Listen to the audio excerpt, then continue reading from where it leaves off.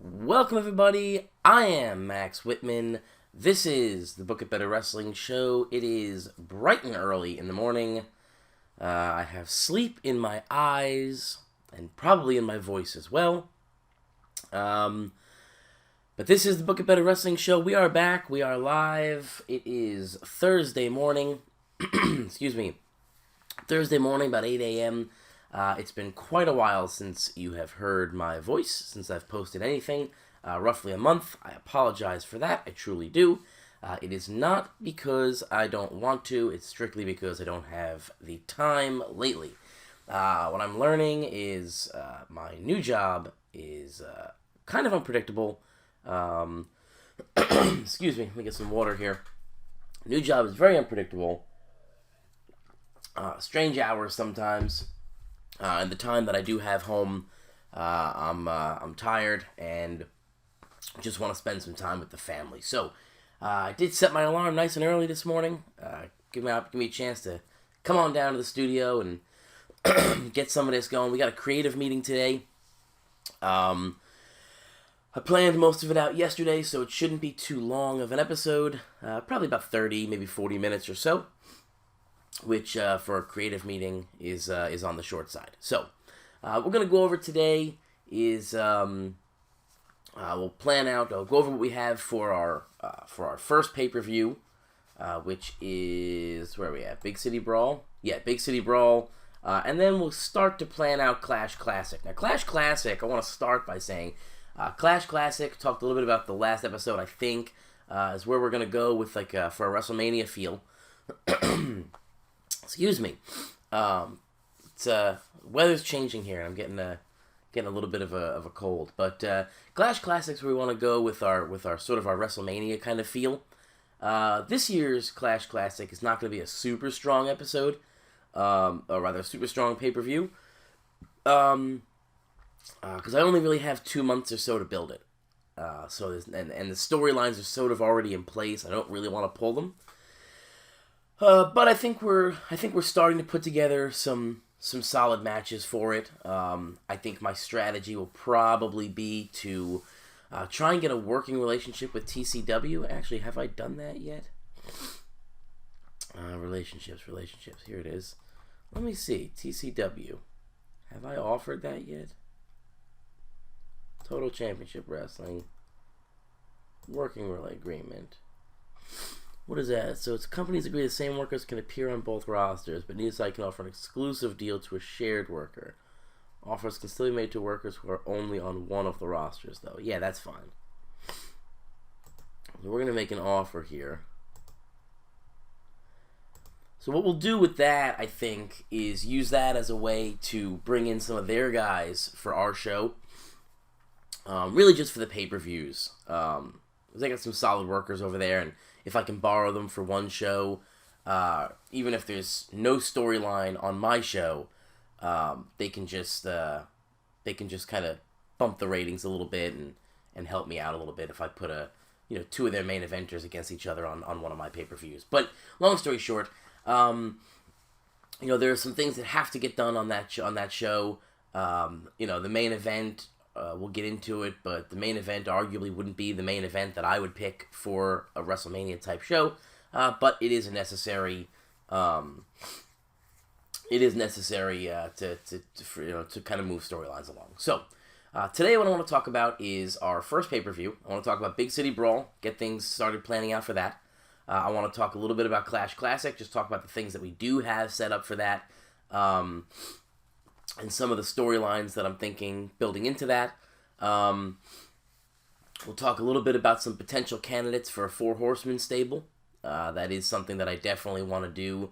I think a 4 Horsemen stable is perfect for North of the Border, or North of the Border is perfect for a 4 Horsemen stable, however you want to phrase it. And I think we do have the guys for it. So I want to talk a little bit about that, some potential workers for that. And then maybe we'll talk a little bit about the Ed Henson Cup, the Tag Team Cup, because that is coming up in 3 months. Other than that, that's basically what we're going to talk about today. We'll go through some of the offers to people that I have made. I don't remember if we went over that on the last. Did we do a creative meeting? I think we did a creative meeting last time. We went over that on the last creative meeting, or character development, or whatever we did. I think character development kind of covered a little bit of both of that. I think the audio cut out while I was doing the tag team stuff. So we'll cover that real quick. We'll go over some of the guys we've made offers to, some of the guys that we might want to make offers to, and then we'll wrap it up. So, our storylines here, obviously we have Sean Dealey versus the Can-Am Blondes. I don't like this story, honestly. But it does have a 76. It's decent heat. And so I am going to carry this through to Clash Classic. And it just kind of makes sense to carry it through to Clash Classic just because the Ed Henson Cup is the pay-per-view after that. So it gives the Can-Am Blondes something to do until then. And then the Can-Am Blondes get freed up after Clash Classic for the Ed Henson. Raising the stakes, this is our Johnny Bloodstone versus Sean McFly. I do actually kind of like this storyline. It's McFly and Bloodstone are undoubtedly, two of the best workers in North of the Border history. Their paths have rarely crossed until recently. A battle of one-upmanship has developed. I'm going to just kind of run a simple storyline with this. They're going to face each other. They'll face each other at both Big City Brawl and Clash Classic. And Clash Classic, so we'll run, Bloodstone's going to pick up the win over McFly at Big City Brawl. And then we'll go down here at Clash Classic. We'll have a 2 out of 3 falls. Let's stretch this over a little bit. We'll have a 2 out of 3 falls at Clash Classic, where Sean McFly picks up the win. And then that'll kind of open the door for McFly, because if we look at our character development here, McFly's looking to win the 2016 Wrestler of the Year. So I want to give him the win on that storyline just because his goal is a little different than Bloodstone's. Bloodstone's to win the junior title and establish the juniors as main eventers. So he can really afford a loss to McFly, considering he's sort of dropping down the card for a bit. While I'd like to build that junior heavyweight title up to main event level, that's not where it's going to start. It's going to start at the lower levels just because the guys that I'm putting in there, those light heavyweights that I'm putting in there, are less established. And so it's going to start at the lower level. So Bloodstone can afford to take that loss to McFly. It's also nice. They're both kind of in a position where they're older workers. So even if one of them did take a loss and take a hit, popularity-wise, it's not really going to be that big of a deal. Where else were we at? And then the Iron Challenge, obviously, Dwayne Stone, Steve DeCole, Tim Westybrook. It's that 3-way storyline over the world title, or the Canadian title, if you will. I will almost certainly, not even almost certainly, I will certainly be changing the name of that title from the Canadian title to the world title. I don't like the idea of the Canadian title being your top title. I might just change it to the North of the Border Heavyweight Championship. But I'm going to wait on that until I feel like I have enough of a roster for a mid-card belt.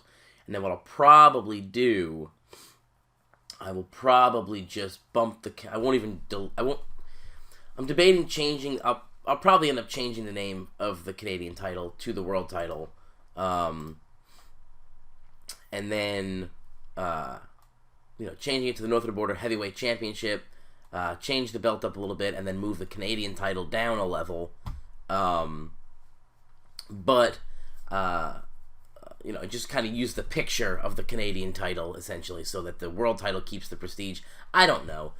With a junior heavyweight belt, I might not need a mid-card belt. The junior heavyweight belt could be the mid-card belt. You could have the TV title as your true mid-card belt. Which it is here. Again, I like TV titles. I think the North of the Border TV title, I don't know, I almost view it as not a true TV title. To me, a TV title needs to be defended every week on TV. And I think if I'm understanding the North of the Border title, if I'm looking just based on who the champions were and how long the title reigns were and things like that, I'm thinking the North of the Border TV title is a little bit more of a mid-card belt, like a U.S. title would be, or like an Intercontinental title would be. At least it has to be, because there really isn't a mid-card belt. It's the only one. But I tend to treat the TV title a little bit more like WCW's TV title, where it gets defended on TV, 10-minute time limits, things like that. And that's how we're gonna book it. That's how we're gonna book Vesey. It's actually one of the topics of the creative meeting today. That's what we're going to do with Vesey. We're going to have Cameron kind of defended on not every television episode, because I feel like we'd run through challengers too quickly. But I am going to have Vesey essentially issue a TV title open challenge where he defends his belt every week on TV. And that will lead to a long string of defenses.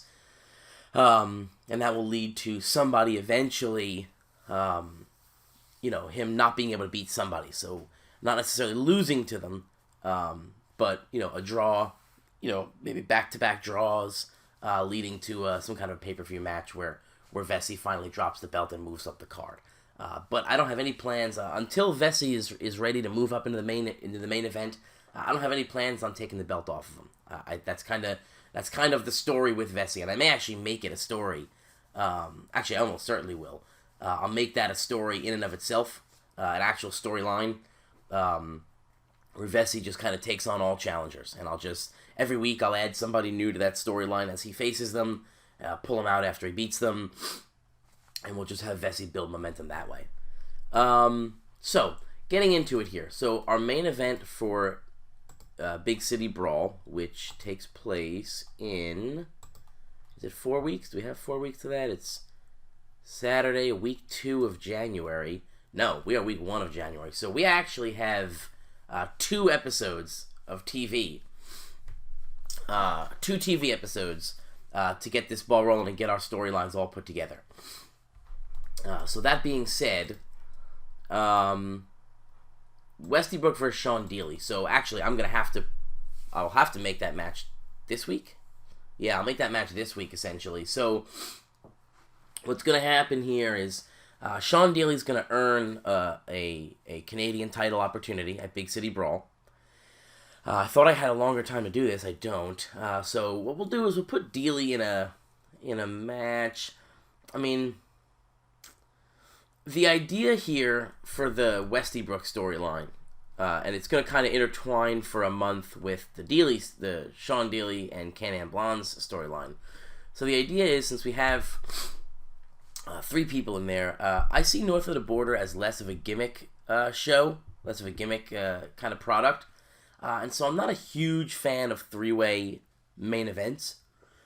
I don't mind, like down here for Clash Classic, this tag team title match. That may be a multi-tag match. I may have 3 or 4 tag teams in there, depending on how that storyline builds. But for our main event, for that heavyweight belt, I don't really want a whole lot of triple threat matches, fatal 4-way matches. It will happen. I will use them. So the goal was to have Steve and Dwayne face each other at Big City Brawl, with the winner getting a title shot at Clash Classic. And as you can see by looking at our planning sheet here, Steve DeColt will get that win over Dwayne Stone, and then pick up the win at Clash Classic over Westybrook. So the idea here is to give Westybrook a decent 2 or 3 month reign with the title, and then take it off of him and put it back on somebody more established like Steve DeColt. And that really is just because it's not nothing against Westybrook. I don't feel like he's a champion. And that might change as I see him in matches, but he just doesn't really feel like a champion to me. He doesn't look like one. If you go to the roster, I mean, I'm a looks guy, right? Especially in the Cornell-verse, the look plays a huge part in it, and I just don't see that as a champion. I just don't. Plus, he's 40. Not that the Colt's much younger. But he's not a great mic guy. He's not a good mic guy at all. Not that it really matters. But his in-ring work, it's a good story. It's a feel-good story, but it's not a title reign that I think is gonna, can last a long time. And Steve DeColt is, he's the guy. So Character-wise for DeColt, he wants to win the world title, make the Hall of Immortals. That's going to help. But it doesn't necessarily really play into the decision at all. The decision is more of a business one from my perspective. But basically, so we'll have Sean Dealey pick up a win in a number one contenders match somewhere. You know, or I mean, it is face versus face, so we could have Westybrook come out. Do they have any history? Let's see, we could have Westybrook come out, and let me see, Tim Westybrook.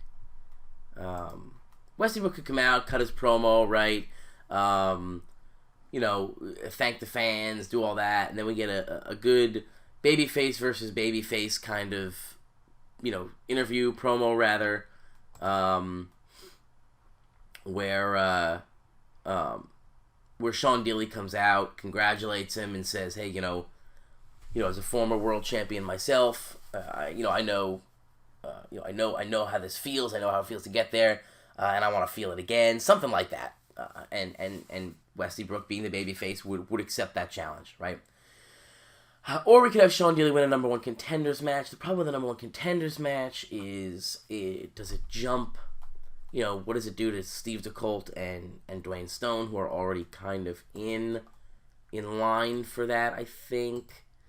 Westbrook finally the Canadian title, unseating Dwayne Stone, as long as he may be short, however. It's not only does Steve want a rematch, Stone want a rematch, but Steve DeColt is also in the hunt. So actually, they both just want rematches. They haven't necessarily earned it. So we could do, you know, we could have Westybrook come out.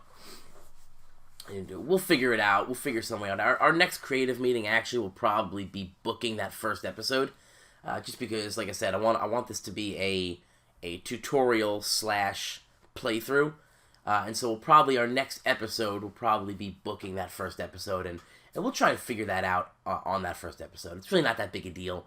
There are a lot of ways that we could go about doing it. We could have him win a number one contenders match. We could have, maybe we'll do a, that might actually be a good idea. Maybe we'll do a short little tournament on TV, a 4-man tournament or something. The problem with that is then Dealey has to go over either DeColt or Stone, and I don't really want to do that just yet, especially considering Westybrook's going to beat him. I don't want to give him a win over DeColt or Stone, even though that is what I plan to use Stone for. I don't think Dealey needs it. Dealey just being in a match with Westybrook, he's already up almost to 70 popularity. He doesn't really need it. But anyway, we'll figure that out on our next episode. It's not important for now. So Westybrook versus Dealey will be our main event for the Canadian title. The Can-Am Blondes will make a run-in, I'm thinking after the match. And I only say that because North of the Border fans don't like dusty finishes. I would prefer in this case to have the Can-Am Blondes do a run-in, distract Dealey, and cost him the match. And that would then set up Clash Classic, Sean Dealey versus Owen Love in a singles match. I chose Owen Love just because right now I think he's the better worker of the two. And I think that'll get us a better match. And then that would end that storyline. So Dealey would go over clean. That would end that storyline. The Can-Am Blondes become available for the Ed Henson Cup. And we run that tournament over the next month. And it runs kind of simple and straightforward, just like that. The North of the Border. Well, let's jump over this one. Actually, go to the singles match. Bloodstone versus McFly. That's a simple one-on-one match. Bloodstone picks up the clean victory. Sets up a 2 out of 3 falls for the next one. Sets up a 2 out of 3 falls at Clash Classic. We could also go to a draw here. We could do a draw. Bloodstone versus McFly could draw. And then we go to a best 2 out of 3 at Clash Classic. Or we do an Iron Man match. How are... no, that's not what I want. I want the roster. How is Johnny Bloodstone's stamina? Stamina. 84. And McFly, 81. So we're not going to do an Iron Man match, because if we did, it would have to be like a 30-minute Iron Man match, and I don't want to do that. So what we're gonna do is we're gonna go with a 2 out of 3 falls. That's fine. 2 out of 3 falls. We'll get 30, 40 minutes or so out of that match. I mean, the show is only Clash Classic is only 2.5 hours. So we don't really, if we did a full Iron Man match, it only is an hour and a half for everything else, which honestly is not that big a deal because we don't really have many matches planned for that show just yet. It's next year that show would be huge. But regardless, so we'll have Bloodstone and McFly. Let's actually, you know what? Yeah, let's do that. Let's do a draw. We'll do a time limit draw. We'll do a time limit draw for this year. Maybe a 30-minute time limit draw. That'll bring us to a 2 out of 3 falls match. Or maybe they both have their shoulders down. We get a double pin. Either way, this is going to be, I don't know. Maybe Bloodstone just goes over clean. Do they have a history, though? That's the thing. I can't see the history between the two of them. So it's like it says, a battle of one-upmanship has developed, becoming increasingly bitter as it unfolds. Who will be willing to go the furthest to prove themselves the best? So it sounds like they've had some matches between each other. Between the two of them, I think. But I can't see. The game doesn't track. It doesn't track like match history. I can check it here, but it only tracks it for what you've actually played. Right? Yeah, it doesn't. It's not gonna track. It's only gonna track the matches that you've actually played through. It's not gonna. It doesn't go back with an artificial history, which makes sense.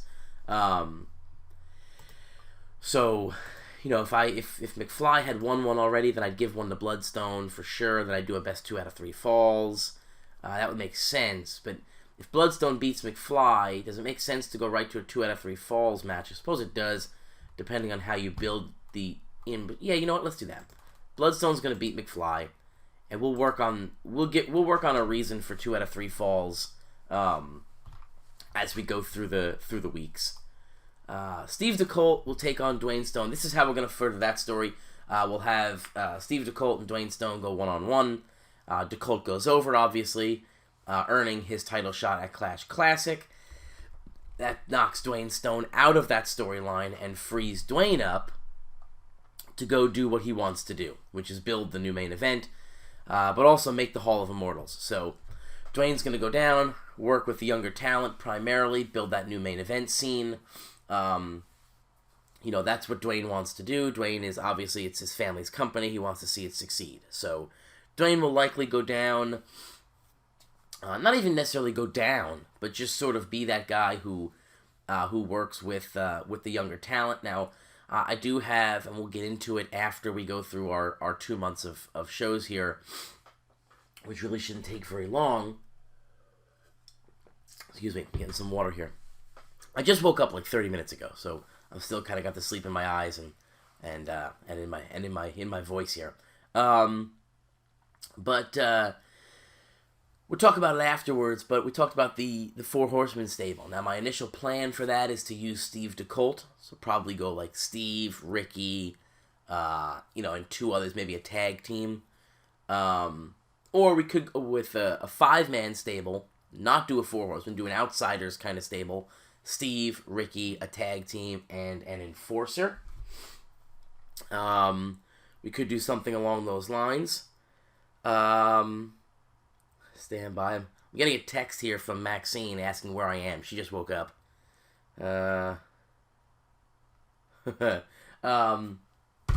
So she just woke up, has no idea where I am. Downstairs in the studio. We could do like a 5-man stable, kind of an Outsiders thing. Steve, Ricky, a tag team, and I actually have a great tag team in mind. And then sort of an enforcer, maybe. Or we go the other way with it, and that 4 Horsemen stable ends up being like a babyface version of Evolution, with Dwayne Stone in the lead, with, 3 younger workers working under him. We could do something like that. Which, honestly, we could do both, frankly. We could have Steve form his stable, Dwayne forms a stable to go against them. Actually, that might be the best way to go about that, actually. Steve forms his outsiders, right? It's Steve, Ricky, and maybe 2 others. And Dwayne forms Evolution, essentially, to combat that. I don't know. We'll figure that out. That's definitely something that we want to talk about. But we'll get into that. And moving on, our next match, I'm thinking Vesey defending the TV title against Kirk Jameson. Kirk Jameson, not a guarantee that we're going to get him. We did offer him a contract. I can't see any reason why he would turn that down. It's a written contract. He's on a paper appearance. So unless one of the other big companies comes in and offers him something better, we're going to have Kirk Jameson. And I like this just because Jameson is a relatively unknown worker, but he is a talented worker. And we are rated much heavier on performance than we are on popularity. And so it really just kind of brings in kind of a good way to introduce Jameson is to throw him into a TV title match at Big City Brawl. I could also just introduce him on a TV episode. He just kind of debuts, challenges for the TV title. I don't know, haven't really given it much thought yet, but I didn't know who else to put Vesey against. Eric Strong is the obvious choice, but I kind of want Eric Strong to maybe be a guy who actually has a real rivalry with Vesey. Where is Eric Strong? Did I do a character development for him? I did. So actually, it could be Eric Strong. I could put Strong in there actually, because Strong relied on mid-carder for a while. Would talk with junior heavyweight division, making his way north of the border. Strong sees an opportunity to do more. So Eric Strong has actually set his sights on the junior heavyweight division. So, excuse me. So actually, this could be Eric Strong. Have a good match.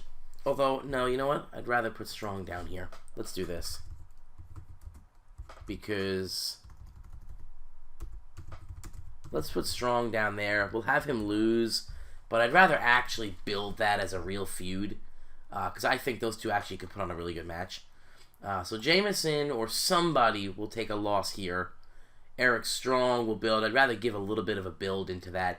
Maybe we make that a 3-way or something. We'll kind of figure that out as we go, though. We get Haynes and Brown just defeating the Aces.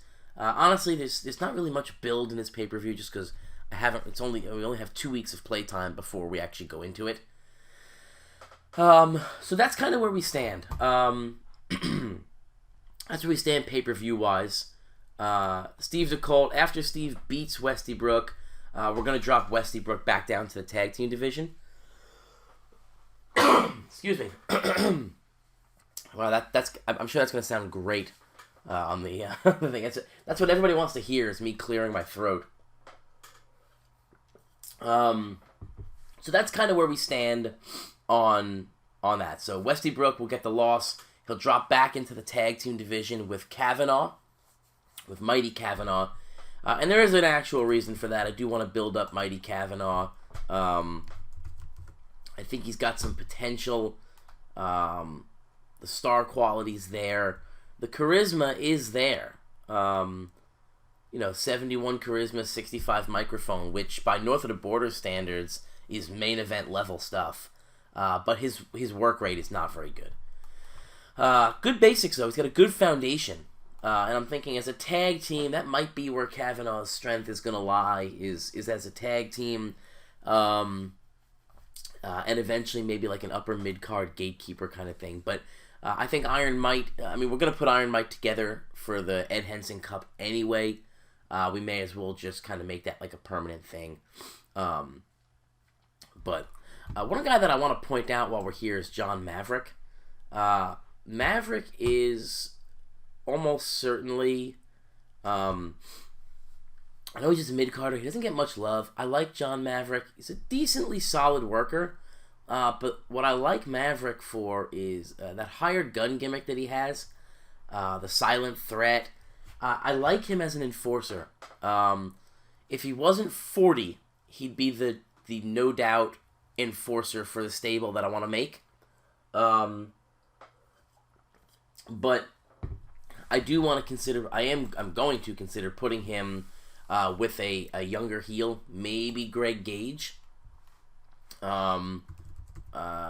So maybe Gage, when Gage comes in, Gage got the strong in-ring ability, entertainment strong, camera strong, obviously, but he is the heel, and so I'm considering the long feud will likely be between Gage and Vesey, although there is a part of me that really wants to keep these guys separate,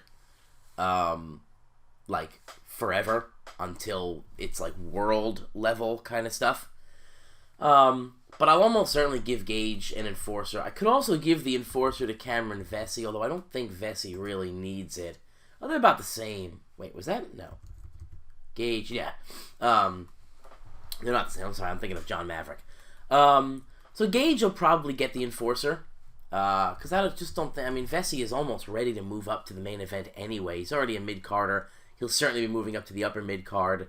But popularity-wise, I mean, he's pretty much online already with Sean Dealey. He's only 10 behind Dealey, and Dealey's in the upper mid-card looking at a world title shot already. So, anyway, that's kind of just... I like to point out Maverick, just because I think Maverick's kind of an underrated worker in the game, in the Cornellverse.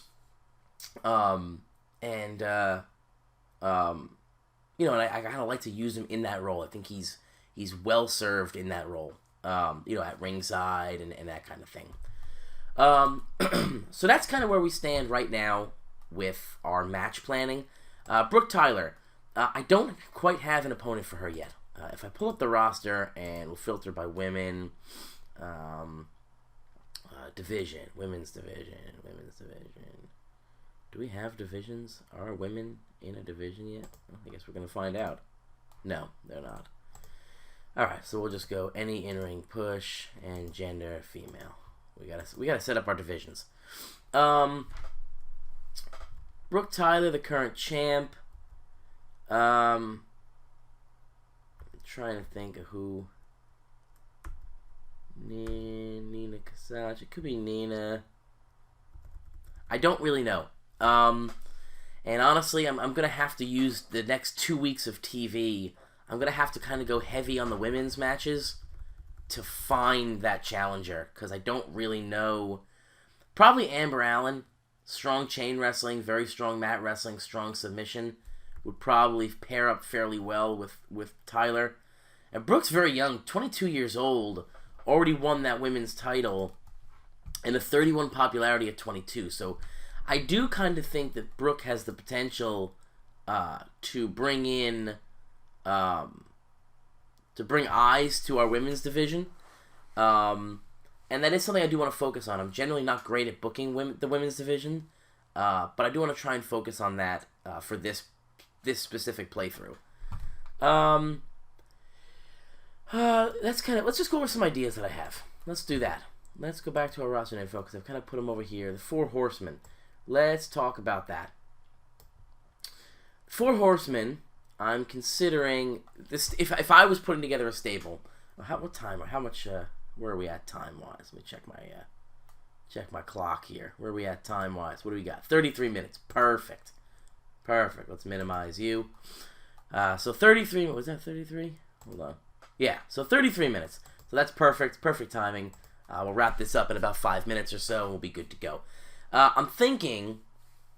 The original thought process. Was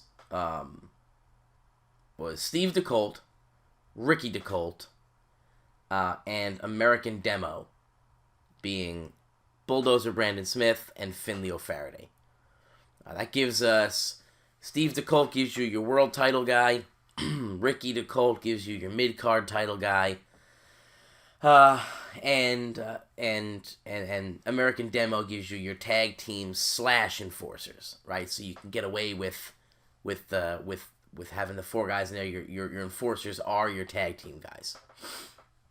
The problem with that is that Ricky's not necessarily a mid-card guy. Ricky's a main event guy.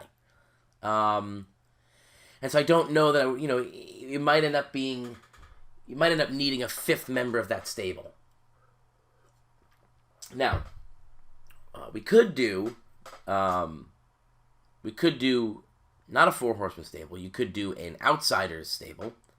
And the Four Horsemen become the baby faces that go against the Outsiders, so to speak. And if we do the Outsiders story, then we definitely go Steve DeColt, Ricky DeColt.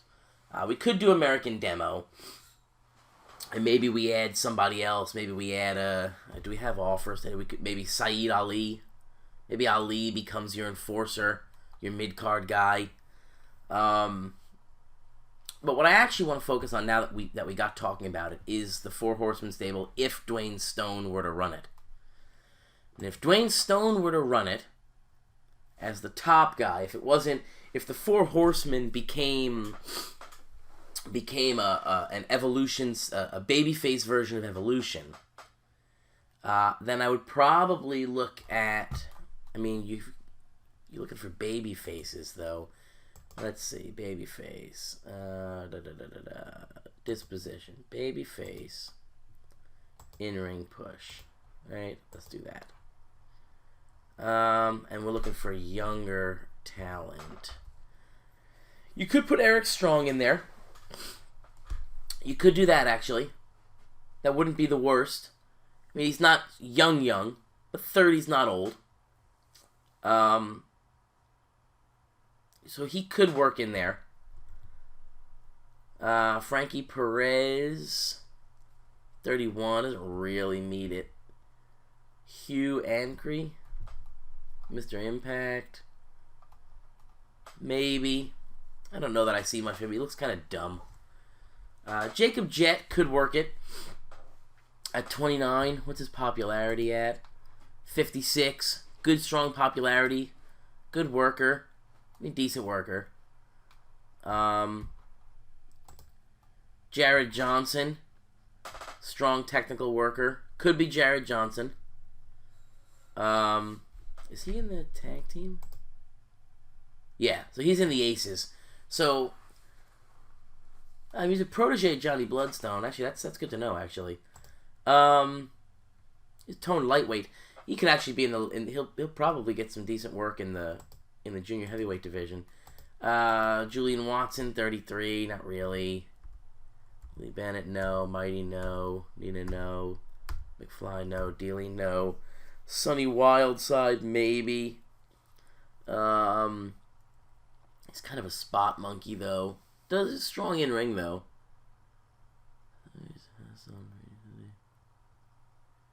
Failed to curb his suicidal tendencies. He did give us some good fundamental skills.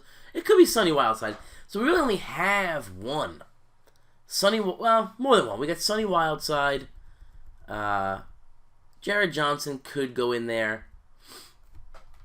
I mean, Kirk Jameson is certainly an option for that. If we did Dwayne Stone, Kirk Jameson, Sonny Wildside, and then maybe somebody that's more established. Am I bringing anybody else in? Christian Price. Christian Price could actually be in that stable. He's a 56 popularity. He's 31. It could actually be, so you could have Dwayne as the older guy. Dwayne could almost take on the Ric Flair role, even though he's not that old. Christian Price could be that next level, sort of where Triple H was, but not where Triple H was, essentially. Not a world title kind of guy. And then you've got your two young guys. That's possible. You know what? I'm going to leave it up to you, the commenters, to throw some ideas in there. I don't want to get too much into the search. I'll probably do a little bit of a search off air. And then our next episode, I'll get back into it a little bit on who I found. Just because once you start searching workers, then this thing starts stretching out. So yeah, I think that's going to wrap it up for today. I think we kind of covered everything. We'll get into the Ed Henson Memorial Cup a little bit later. I think we're looking good team-wise here. Our stable. Probably start building that up a little bit. But I think that's going to do it. Now, I want to say, what's today? Today is what, Thursday? I want to say, I've got a long weekend this weekend. Got a 3-day weekend because of Columbus Day, so I'm off Saturday, Sunday, and Monday. I want to say that another episode will come on Monday. but I don't want to make any guarantees because I've said that before, and then it was a month between episodes. But do know that I'm not intentionally skipping a month in between. I do really, truly do wish I could be doing 3 episodes a week like I was. But hell, at this point, I would go for 1 episode a week. I'd be happy with that. So I do apologize. I'm doing my best. But things are a little bit hectic right now. And there's not really much I can do about it. But I want to thank you guys for sitting down with me. Thank you for joining me on your lunch break or your breakfast break or wherever you listen. It is always a pleasure to sit down. It's always a good time. If you like what I'm doing here, you like listening, hit like, hit subscribe, do the whole thing. I'm not going to go that route. I'm not going to say, smash that like button. No, do what you want to do. But I do appreciate the subscriptions. It does, lets me know I'm doing a good job. Lets me know that you're enjoying what I'm doing, and that you're enjoying listening to old Uncle Max talk a little bit about wrestling. I'm getting into north of the border here. I'm getting into the Cornell-verse. I love the Cornell-verse, but I will admit that it is a little bit difficult to do videos on the Cornell-verse.